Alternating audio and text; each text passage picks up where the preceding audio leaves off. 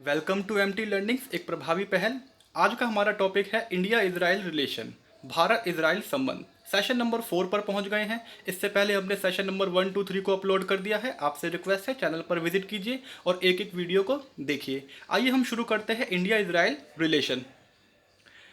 सबसे पहले इसराइल को समझते हैं मैप के जरिए कि आखिर इसराइल है क्यों। उसकी लोकेशन को समझना हमारे लिए बहुत इंपॉर्टेंट है स्टूडेंट, क्योंकि इसकी लोकेशन इसलिए इंपॉर्टेंट है क्योंकि चारों तरफ जो है एक मुस्लिम्स कंट्री से घिरा हुआ है, जिसमें सऊदी अरब भी इसका साइड में आप देख सकते हैं कि सऊदी अरब भी आ रहा है और आगे जॉर्डन भी है, ऑरेंज कलर का आप देख रहे हैं।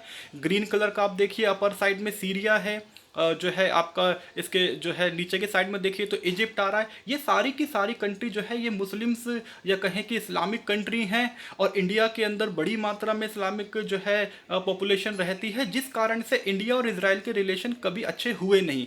या एक तरीके से कह सकते हैं कि इंडिया ने जो है कभी इसराइल के साथ रिलेशन मेंटेन नहीं किया।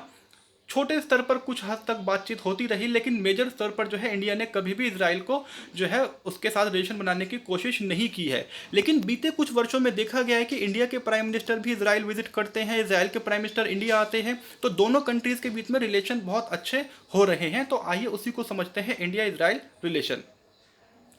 स्टूडेंट आपसे रिक्वेस्ट है कि वीडियो के लास्ट तक बने रहिएगा। लास्ट में जो है हमने कुछ क्वेश्चंस आपके लिए तैयार किए हैं, जो क्वेश्चन आपकी प्रैक्टिस में काम आएंगे, बोर्ड एग्जामिनेशन में काम आएंगे, और आपके फ्यूचर रेफरेंस के लिए भी वो क्वेश्चन बहुत इंपॉर्टेंट होने वाले हैं। ये कंटेंट को भी बहुत ध्यान से पढ़िएगा, बड़ी मुश्किल से ये कंटेंट को इकट्ठा करके लाए हैं। तो बात करते हैं इसराइल और इंडिया के रिलेशन की। देखिए, इसराइल और इंडिया का जो हिस्टोरिकल बैकग्राउंड है वो लगभग या कहें कि ब्रिटिश काल से जुड़ा हुआ है। भारत ब्रिटिश काल से जुड़ा हुआ है। 1947 में इंडिया को आज़ादी मिलती है, और जो इसराइल है उसकी भी जो स्थापना होती है 1948 में इसराइल फाइनली स्टैब्लिश हो जाता है। इसराइल एक यहूदी कंट्री है और यहूदियों का एक लंबा इतिहास रहा है। हम हिस्टोरिकल बैकग्राउंड में नहीं जाएंगे, उसको दूसरे लेक्चर में कवर करेंगे, फिर दूसरे लेक्चर में देखेंगे कि इसराइल का क्या इतिहास है। लेकिन इस बात को इतना समझिए कि 1948 में जो है इसराइल स्टैब्लिश हो जाता है। यहूदी जो है सारे यूरोप से भाग करके वो आते हैं सेकेंड वर्ल्ड वॉर के दौरान, और फाइनली 1948 में आकर के वो एक इस्टेब्लिशमेंट कर देते हैं इसराइल का। ये पूरे की पूरी इसराइल की कहानी है। लेकिन 1948 के बाद क्या होता है, इंडिया जो है उसको अप्रूवल दे देता है। 1950 में आकर के जो है इंडिया फाइनली इसराइल को अप्रूवल दे देता है, इसको एक कंट्री के रूप में एक्सेप्ट कर लेता है। ठीक है, अब सवाल ये था कि क्या इंडिया इसराइल के साथ रिलेशन बनाएगा। इंडिया ने मना इसलिए कर दिया, ये दूरी इसलिए बनाई क्योंकि इसराइल की जो कंडीशन ये रही कि वहाँ पर पैलेस्टाइन के साथ उसका एक इशू था, जिसको इंडिया ने विरोध किया। इंडिया ने कहा कि जो पैलेस्टाइन के साथ जो इशू रहा है और पैलेस्टाइन के लोगों को वहाँ से हटाया गया है, भगाया गया है, इंडिया ने इसका कड़ा विरोध किया है। तो आइए इसके बैकग्राउंड को एक बार समझते हैं। देखिए, बैकग्राउंड को जैसा हमने देखा है कि दोनों ही कंट्री जो है यूनाइटेड किंगडम के साथ, ब्रिटेन के साथ जुड़ी रही हैं। ठीक है, और दोनों ही कंट्री ने जो है एक तरीके से कहें कि ब्रिटेन की सरकार को फेस किया है, और उसके बाद आज़ादी हासिल करी है, इसराइल की स्थापना हुई है। तो इंडिया का देखा जाए तो अरब वर्ल्ड होने के कारण जो है साथ में अरब वर्ल्ड ऐड हो रहा है इसराइल के साथ। तो इंडिया ने मेजर मुस्लिम पॉपुलेशन होने के कारण जो है क्या किया, अरब कंट्रीज़ के साथ बेटर रिलेशन स्टैब्लिश किए, इसराइल के साथ नहीं किए। क्योंकि इसराइल जो है वो यहूदी एक कंट्री है, अगर यहूदियों को प्रेस करेंगे तो इधर इस्लामिक पॉपुलेशन नाराज़ हो जाएगी। इनका ऐतिहासिक कन्फ्लिक्ट है, इनका रिलीजियस ऐतिहासिक कन्फ्लिक्ट है, और ये यही कारण है जिस कारण से इंडिया ने कभी भी इसराइल के साथ अच्छे रिलेशन नहीं बनाए। आगे देखते हैं। एक और बड़ा कारण ये रहा कि 1950 के अंदर जो है इंडिया ने क्या किया कि इसराइल को कुछ अलाउ कर दिया कि मुंबई में जो है आप अपने एक ऑफिस खोल सकते हैं। देखिए, हम आपकी कंट्री के साथ रिलेशन नहीं बनाएंगे, लेकिन आप अपना एक ऑफिस खोल लीजिए, और जो लोग यहूदी हैं जो इसराइल जाना चाहते हैं आप उनको जो है ले जा सकते हैं। इंडिया के अंदर जो जूरिस्ट पीपल हैं, यहूदी जो हैं, वो आपके रिलीजन को मानते हैं, आप तो उनके साथ आप कॉन्टैक्ट बना सकते हैं। तो इसलिए इंडिया ने जो है कॉन्सुलेट एक ऑफिस जो है मुंबई में जो है इसराइल को अलाउ कर दी 1950 में। इसके अलावा जो है इंडिया ने कोई मेजर डीलिंग इसराइल के साथ नहीं करी। चेंजेस आते हैं 1992 के बाद। 1992 के बाद ऑफिशियली जो है इसराइल के साथ रिलेशन स्टैब्लिश किए जाते हैं, और इसराइल के साथ जो है एम्बेसी होती है। एम्बेसी आप जानते हैं, कंट्री दूसरे कंट्री के यहाँ ऑफिस खोलती है, बड़ा ऑफिस जिसे एम्बेसी कहा जाता है रिलेशन स्टैब्लिश करने के लिए। इंडिया ने इसराइल में एम्बेसी खोली, इसराइल ने इंडिया में एम्बेसी खोली, दोनों ने अपने यहाँ एक एम्बेसी ऑफिस शुरुआत की 1992 में। और इसके अलावा जो है डिफरेंट सेक्टर में, तो डिफरेंट सेक्टर में कहें कि जो है शुरुआत करी, टेक्नोलॉजी के सेक्टर में बात करें, एजुकेशन के सेक्टर में बात करें, ठीक है। इसके अलावा जो है अलग अलग फील्ड में कोऑपरेशन की बात करें, कंपनीज के फील्ड में, ट्रेड के फील्ड में बात करें, तो इन सभी फील्ड में जो है इंडिया इसराइल के बीच में एक टाई अप होना शुरू हो जाता है। और करगिल वार जब 1999 में होती है, करगिल वार आप के बारे में भी जानते हैं, इंडिया पाकिस्तान के बीच में होता है।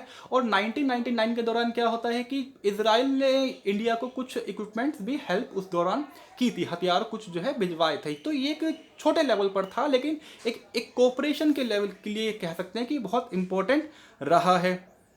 इसके अलावा बात करते हैं 2001 में जो है अर्थक्वेक आता है इंडिया के अंदर। आप जानते हैं गुजरात के अंदर जो है भुज में मेजर अर्थक्वेक आता है, बड़ी संख्या में लोगों की जान जाती है। और उसी दौरान जो है इसराइल ने भी इंडिया की उस समय भी क्या कहते हैं कि अपना एक असिस्टेंस दिया, एक हेल्प करी।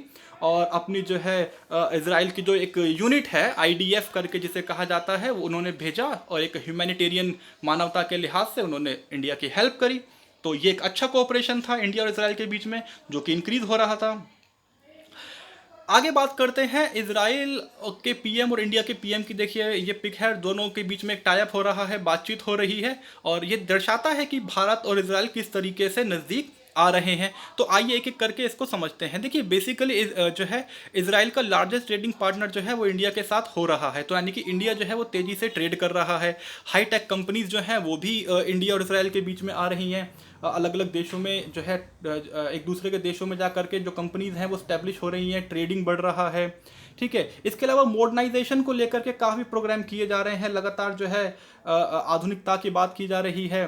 और जो है और इन 2017 में जो है अब बात की जाए तो 2017 में जो है प्राइम मिनिस्टर जो है इसराइल के वो इंडिया विजिट करते हैं, इंडिया के प्राइम मिनिस्टर भी जो है इसराइल विजिट करते हैं। तो एक दूसरे का इसे जो है विजिट किया गया है। इसके अलावा अगर बात करें तो 2000 की जो बात करें तो 2000 के अंदर क्या हो रहा है कि मिलिट्री की जो है स्टाफ वो आपस में डील कर रहे हैं।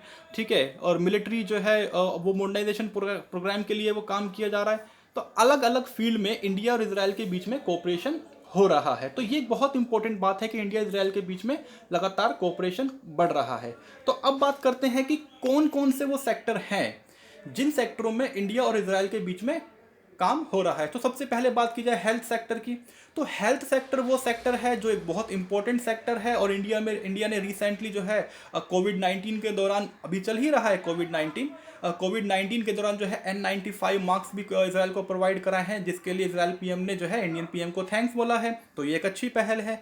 इसके अलावा जो है जो बेसिक असिस्टेंस है पेंडेमिक के लिए वो सभी प्रोवाइड कराई है इसराइल ने इंडिया के लिए और इंडिया ने इसराइल को।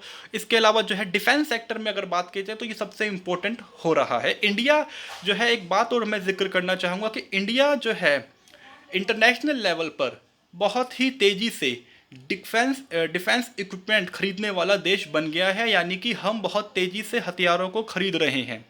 रशिया से सबसे ज़्यादा इंपोर्ट कर रहे हैं, और जो इसराइल है वो सेकंड नंबर पर आ चुका है, या कहें कि कुछ समय में वो आ ही जाएगा। इतनी बड़ी मात्रा में जो है इसराइल से हथियार खरीदे जा रहे हैं। इंडिया ने इसराइल को कंपनियों को इनवाइट किया है कि वो भारत में आए और मेड इन इंडिया के तहत जो है वो हथियार बनाएं। तो ये एक बड़ी पहल है इसराइल को और इंडिया के रिलेशन के लिए। ठीक है। जैसा कि हम जानते हैं रशिया एक इम्पोर्टेंट पार्टनर है, इसराइल भी सेकंड नंबर पे एक इम्पोर्टेंट पार्टनर अब बन गया है। Domestic manufacturing will benefit from invest in a defence production, reliance on the state on ordnance factories operated through the bureaucracy and new technology will also be obtained। बहुत important बात है। देखिए point number 5 को आप read कीजिएगा कि यदि Israel की कंपनी इंडिया में आती है, इन्वेस्ट करती है, तो इसका एक बहुत बड़ा बेनिफिट ये होगा कि इंटरनेशनल लेवल पर जो इंडिया का रिलायंस है, रिलायंस मतलब एक विश्वास जो है वो बढ़ेगा। और भी कंपनियां इंडिया आएंगी, इन्वेस्ट करेंगी, ठीक है, और अपना काम शुरू करेंगी। तो इंटरनेशनल लेवल पर जो है इंडिया के लिए ये बहुत बेनिफिट की बात है कि इंडिया जो है वो ग्रो कर रहा है इंटरनेशनल लेवल पर। और जो है India offer the Israel company joint production to take advantage of India liberal policy. तो ये जो लिबरल पॉलिसी लिखा आप ध्यान से देखिएगा। तो ये जो है इंडिया ने क्या किया है कि इंडिया की लिबरल पॉलिसी को इनवाइट किया गया कि आप आइए और लिबरल पॉलिसी का बेनिफिट लीजिए इंडिया के अंदर, और अपनी कंपनियों को जो है आप काम शुरू करिए। तो ये सारे के सारे पॉइंट ये डिफाइन करते हैं कि इंडिया कितनी तेज़ी से इजराइल के साथ कोऑपरेशन को स्टैब्लिश कर रहा है। आप पॉज करके एक एक पॉइंट को बहुत ध्यान से पढ़िएगा, इनको नोट डाउन कर लीजिएगा कंटेंट में, आपके एग्जाम में ये बहुत इंपॉर्टेंट होने वाला है। आगे बात करें तो कोऑपरेशन इन एग्रीकल्चर। देखिए एग्रीकल्चर में बहुत इंपॉर्टेंट कोऑपरेशन है। कैसे कोऑपरेशन है, इस बात को समझे कि इजराइल जो है वो एग्रीकल्चर में बहुत तेज़ी से ग्रो कर रहा है, और एग्रीकल्चर की जो, एक तरीके से समझे कि एग्रीकल्चर की जो टेक्नोलॉजी होती है, वो टेक्नोलॉजी बहुत हेल्प करेगी इंडिया को अगर हम इजराइल के साथ अपने कोऑपरेशंस को अच्छा करते हैं। तो अब इसको समझते हैं। तो during the visit of the agriculture minister of India to Israel last year, the two countries decided to increase the bilateral cooperation in the agriculture sector. तो दोनों ही कंट्री जो है एग्रीकल्चर सेक्टर में बायलैटरल रिलेशन की तैयारी वो कर रही हैं और आगे बढ़ रही हैं। इसी फील्ड की बात की जाए तो 21 स्टेट्स के अंदर जो है वो कोऑपरेशन करेगी। इजराइल की कंपनी जो है, इंडिया के 21 स्टेट हैं वहाँ पर वो कोऑपरेशन करेगी। इसके अलावा जो है जो मेन कंसर्न ये है कि इजराइल के पास वाटर क्राइसिस बहुत ज़्यादा है, वहाँ पर पानी की बहुत कमी है, और जो इजराइल है वो ड्रिप इरिगेशन के ज़रिए ही 80% तक अपने पानी को वेव करता है, तो इंडिया जो है उसकी वाटर में हेल्प करेगा। इसके अलावा जो है इजराइल काम कर रहा है कि और वाटर जो है मैनेजमेंट किया जाए, तो इंडिया भी उसके साथ मिल करके बहुत अच्छा काम करेगा। और India has a benefit greatly from the Israel technology in the field of horticulture, farming, plantation management और नर्सरी मैनेजमेंट। इन सारी परिस्थितियों में जो है इंडिया और इजराइल की जो टेक्नोलॉजी है हॉर्टिकल्चर की, फार्मिंग की, प्रोडक्शन की, वो सारी की सारी जो है इंडिया को हेल्प करेगी। तो इसलिए इंडिया ने इजराइल के साथ कोऑपरेशन को इम्प्रूव किया है। आइए आगे देखते हैं। Water management resource. देखिए वाटर मैनेजमेंट एक बहुत बड़ी प्रॉब्लम है। इजराइल के अंदर पानी की कमी है लेकिन उसका वाटर मैनेजमेंट बहुत अच्छा है। इंडिया के अंदर पानी बहुत है लेकिन इंडिया का वाटर मैनेजमेंट बहुत ख़राब है। तो हमें वाटर मैनेजमेंट सीखने की ज़रूरत है, और वो किससे सीखा जा सकता है? वो इजराइल से सीखा जा सकता है, और इजराइल से हम सीख भी रहे हैं। तो वो कौन सी परिस्थितियां हैं जिस परिस्थिति में हम इजराइल के ज़रिए अपने वाटर मैनेजमेंट को सीख रहे हैं?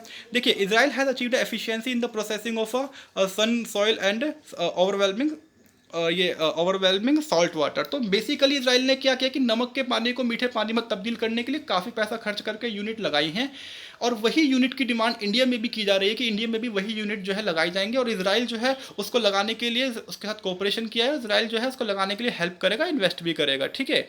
और पॉपुलेशन हम जानते हैं कि इंडिया के अंदर बड़ी मात्रा जो है लोग ऐसे हैं जो वाटर स्कार्सिटी से जूझ रहे हैं। आप एक एक करके पॉइंट को देखिएगा, समझिएगा कि किस प्रकार से इंडिया और इसराइल के बीच में वाटर के शेयरिंग हो रही है, वाटर मैनेजमेंट को लेकर के काम हो रहा है, ठीक है। दोनों सब मिलकर साथ काम कर रहे हैं। India stand on a trade investment. देखिए Israel stand on a trade investment. Israel क्या चाहता है ट्रेड इन्वेस्टमेंट को लेकर के, इस पॉइंट को एक एक करके समझते हैं। देखिए Israel sees India as a middle class and opportunity to increase its export. India is an major export market for Israel. तो मेन चीज़ ये है कि इसराइल अपने आप को एक प्रोडक्शन हब के रूप में डेवलप कर रहा है, और इंडिया एक मार्केट है। जैसा कि आप जानते हैं इंडिया के अंदर जो है बहुत बड़ी संख्या में लोग हैं जो सामान खरीदते हैं। इसराइल की कंपनी इंडिया में सामान बेचेगी तो निश्चित रूप से इसराइल को बेनिफिट होगा। तो इसके लिए इसराइल जो है वाकई काम करना चाहेगा निश्चित रूप से भारत के साथ, और वो डेफिनेटली हो भी रहा है, हम देख ही रहे हैं। सेकंड पॉइंट को समझिए। Israel believe that the strengthening relation with India will go beyond the export of a defense product toward the growth in a trade in a goods and services. Israel ये भी देख रहा है कि केवल भारत के साथ डिफेंस सेक्टर में जो है काम करेंगे, केवल इतना नहीं है, वो दूसरे क्षेत्र में भी जो सब वस्तुएं हैं, सामान हैं, सेवाएं हैं, उन सभी सेक्टर में भी इंडिया के साथ बहुत अच्छा ग्रो कर सकता है, और उसके चांसेस वो देख रहा है इन फ्यूचर में। तो इसराइल जो है एक प्रॉफिट देख रहा है इंडिया के साथ रिलेशन स्टैब्लिश करने में। इसके बाद देखते हैं the Indian economy is becoming a major destination for Israel export. Definitely Indian economy जो है तेजी से ग्रो कर रही है, इसराइल के लिए बहुत बड़ा डेस्टिनेशन है, इसराइल की मार्केट के लिए। Their purchasing power is similar to western countries. निश्चित रूप से भारत की जो परचेजिंग पावर है, जो क्रय शक्ति है, वो वेस्टर्न कंट्रीज से बेटर है, या कहें कि उसके जैसी है। भारत के लोग बहुत सामान खरीदते हैं, खरीदारी करते हैं, ये एक स्वाभाविक प्रक्रिया है इंडिया की। आगे बात करते हैं तो फ्री ट्रेड एग्रीमेंट के साथ साइन कर सकते हैं, और इंडिया और इसराइल अगर फ्री ट्रेड एग्रीमेंट के साथ साइन करेंगे, नेगोशिएशन होगा, तो आगे जाने टाइम में ये बहुत अच्छा प्रूव होगा इंडिया और इसराइल के बीच में। Negotiation on the issue of free trade agreement between the two countries began 7 years ago when its first round was held in May 2010। और लंबे समय से जो है इंडिया और इसराइल के बीच में फ्री ट्रेड एग्रीमेंट की बात हो रही है। 7 साल पहले से वो शुरुआत चल रही है, अभी भी चल ही रही है, लेकिन आने वाले वक्त में फ्री ट्रेड एग्रीमेंट अगर होता है तो इसराइल और इंडिया दोनों को ही इससे बेनिफिट होगा, और निश्चित रूप से इसराइल को ज़्यादा ही होगा, क्योंकि इसराइल जो है प्रोडक्शन हब के रूप में काम करना चाहता है इंडिया के साथ, ठीक है। अगले पॉइंट को देखें, regarding the long standing approval, the Israel believe that the India in revaluating. Definitely India will revaluate. Bharat जो है इन सब चीज़ों को बहुत ध्यान से इवैल्यूएट करेगा, देखेगा, और इसराइल के साथ बेटर रिलेशन स्टैब्लिश करेगा।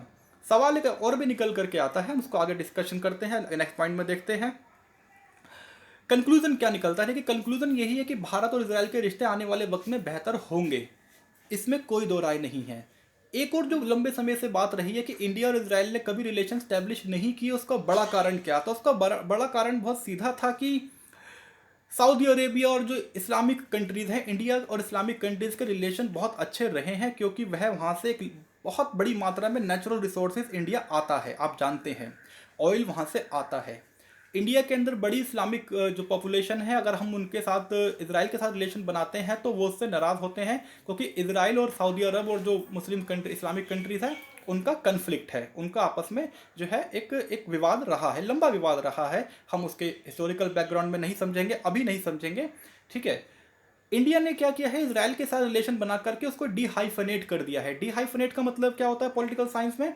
डीहाइफनेट का मतलब ये होता है कि यदि आप किसी एक के साथ रिलेशन बनाएंगे तो उसका असर दूसरे पे पड़ेगा, या दूसरे के रिलेशन बनाएंगे तो उसका असर पहले पे पड़ेगा, यानी कि वो आपस में जुड़े हुए हैं। आपकी फॉरेन पॉलिसी इस तरीके से बननी चाहिए कि एक के आधार पर अगर फॉरेन पॉलिसी बना रहे हैं तो दूसरा उससे इफेक्ट होगा, इसे बोलते हैं हाइफनेशन। अगर ऐसी परिस्थितियों से आप हट जाएंगे उसे बोलते हैं डीहाइफनेशन, ठीक है। तो डीहाइफनेशन का मतलब यही हो गया कि इंडिया ने क्या किया, इसराइल के साथ रिलेशन बनाए जिसका असर सऊदी अरेबियन या अरेबियन कंट्रीज पर नहीं पड़ा, तो इसे कहते हैं डीहाइफनेशन इंडिया ने कर दिया। अभी लंबे समय में देखेंगे इसका असर क्या पड़ता है, ठीक है। इंडिया इसराइल रिलेशन में इतना ही आपके लिए, इतना मैंने जो है ये लेक्चर में भी इतना प्रोवाइड कराया है। अब इसके बिहार पर मैंने 3 क्वेश्चन आपके लिए डिसाइड किए हैं, आप इन 3 क्वेश्चन को करिएगा, प्रैक्टिस करिए इन 3 क्वेश्चन की। आइए इन 3 क्वेश्चन को समझते हैं। सबसे पहले क्या है, देखिए, what were the major obstacle the resist India to establish the relationship with Israel. तो सबसे इंपॉर्टेंट सवाल ये है कि वो कौन सी ऐसी ऑब्स्टेकल रहे हैं जो कि जिसने इंडिया और इसराइल के रिलेशन को स्टैब्लिश नहीं होने दिया। तो वो 3 मेजर पॉइंट है जो हमने डिस्कस किए हैं वीडियो के अंदर। आप वीडियो को रिवाइंड करके दोबारा देखिएगा, कंटेंट को देखिएगा और उसके अकॉर्डिंग अपनी लैंग्वेज में आंसर लिखने की कोशिश कीजिएगा। क्वेश्चन नंबर 2 को देखिए, तो which type of changes have been evolve after 1992 between the Indian Israel relation. तो भारत और इसराइल के रिलेशन में आफ्टर 1992 में कौन कौन से वो ऐसे चीज़ें उत्पन्न हो रही हैं, वो कौन से चेंजेस आ रहे हैं, तो उसके बारे में आप लिखिएगा। 1992 के बाद वो कितने कौन कौन से चेंजेस आए हैं, तो ये एक इंपॉर्टेंट पॉइंट है, इस पर आंसर लिखिएगा, ये एग्जाम में आने वाला क्वेश्चन है। तीसरा पॉइंट है, discuss the changing dimension of India Israel relation in a multiple sector. तो वो कौन कौन से सेक्टर है जहां पर इंडिया और इसराइल के बीच में जो है मेजर चेंजेस आ रहे हैं। तो वाटर मैनेजमेंट है, एग्रीकल्चर है, डिफेंस सेक्टर है और ट्रेड है। ये 4 बड़े सेक्टर हैं जहां पर इंडिया इसराइल के बीच में कोऑपरेशन हो रहा है। तो इस वीडियो में इतना ही। वीडियो को लाइक कीजिए, शेयर कीजिए, अपने फ्रेंड्स के साथ शेयर कीजिए, and thank you so much for देखने, thank you so much for the watching this video. चलो।